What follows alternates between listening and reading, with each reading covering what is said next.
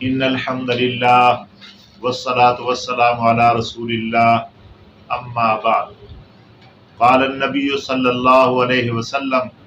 من حلف لغیر اللہ فقد اشرک۔ محترم سامعین، قسم بھی زبان کی عبادت کی ایک قسم ہے کہ قسم اٹھانا بھی عبادت ہے۔ ہم اللہ تعالیٰ کی قسم اٹھاتے ہیں اس لحاظ سے کہ اس کی عظمت کو سامنے رکھ کے، اس کو غیب دان سمجھ کر، اس کو قدرت مند سمجھ کر، اس کی نہایتی تعظیم سامنے رکھ کے قسم اٹھاتے ہیں، اس نظریے سے کہ اگر ہم سچی قسم اٹھا رہے ہیں تو اللہ ہم سے راضی ہوگا، اور اگر ہم جھوٹی قسم اٹھا رہے ہیں یا اس قسم کو پورا نہیں کریں گے تو اللہ تعالیٰ ناراض ہو جائے گا اور ہمیں وہ تکلیف بھی پہنچائے گا۔ وہ جان رہا ہے، وہ قدرت مند بھی ہے کہ اگر ہم نے غلط کیا تو ہمیں پکڑ لے گا۔ تو یہ تو ہے اللہ تعالیٰ کی قسم، یہ اس کو جائز قرار دیا گیا۔ اللہ تعالیٰ کے علاوہ کسی اور ہستی کی قسم کو شرک قرار دیا گیا۔ کیوں؟ کہ جب ہم اس کی قسم اٹھائیں گے تو اس کی تعظیم کو سامنے رکھیں گے، اس کو غیب دان بھی مانیں گے اور اس کو قدرت مند بھی مانیں گے، کیونکہ ہم سمجھیں گے کہ غیب دان ہے، دیکھ لے گا، قدرت مند ہے، پکڑ لے گا، تو اس کی عظمت کو سامنے رکھ کے ہم غیر اللہ کی قسم اٹھائیں گے تو یہ شرک بنے گا۔ عرض یہ ہے کہ اللہ تعالیٰ کی، صرف اللہ تعالیٰ کی قسم اٹھانی چاہیے۔ اللہ تعالیٰ کے علاوہ قرآن مجید فرقان حمید کی قسم کو بھی جائز قرار دیا ہے، کیونکہ یہ اللہ کی کلام ہے اور اللہ کی صفات ہے۔ قرآن مجید اللہ کی کلام ہے اور اللہ کی صفات ہے۔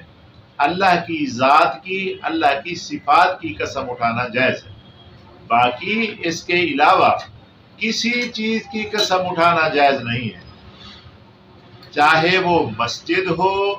چاہے وہ بیت اللہ ہو، چاہے وہ فرشتے ہوں، چاہے وہ کوئی اللہ کے پیارے ہوں، کوئی بھی ہو، کسی کی قسم اٹھانا جائز نہیں ہے۔ ایک تو قسم ہوتی ہے کسی ہستی کے نام کی، دوسری قسم جو ہمارے عرف عام میں چلتی ہیں کہ بھائی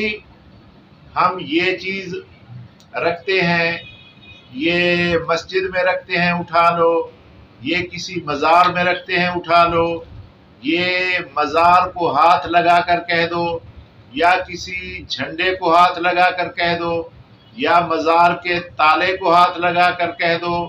یا فلاں جگہ جا کے فلاں بزرگ کی مزار پہ جا کر کہہ دو، تو یہ بھی قسمیں ہیں۔ صرف کہنا جو ہے، قسم اٹھانا لازمی نہیں ہے، یہ بات بھی قسم ہے کہ فلاں کی مزار پہ جا کر کہہ دو یا یہ چیز رکھ لو۔ مثال کے طور پر چوری ہوتی ہے تو عام طور پر لوگ قسمیں اس طرح اٹھاتے ہیں کہ جی ہم پیر کے پنڈے پر رکھ دیتے ہیں، آپ اٹھا لیں، مزار پہ رکھ لیتے ہیں، آپ اٹھا لیں، مزار کے کسی کونے میں جانور کو باندھ لیتے ہیں، آپ لے لیں، پیسے رکھ لیتے ہیں، آپ لے لیں، تو یہ بھی قسمیں ہیں، یہ بھی نہیں اٹھانی چاہیے۔ اور دوسرا، کسی کی تعظیم سامنے رکھ کے قدرت مند سمجھ کر، عالم الغیب سمجھ کر کسی بزرگ کی، نبی کی، ولی کی قسم اٹھائی جائے، یہ بھی اسی زمرے میں آتی ہے، یہ بھی شرک کے زمرے میں آتی ہے۔ اور اس کے علاوہ کچھ لوگ اپنے ماں باپ کی قسم اٹھاتے ہیں، مجھے میرے باپ کی قسم، میری ماں کی قسم۔ کوئی لوگ محبت میں آ کر اپنے دوستوں کی، مجھے تیری قسم، تجھے میری قسم، اس طرح کی جو قسمیں اٹھاتے ہیں یہ بھی ناجائز ہیں، یہ بھی گناہ ہیں۔ اگرچہ قسم پہلی قسم جو جیسے میں عرض کر رہا تھا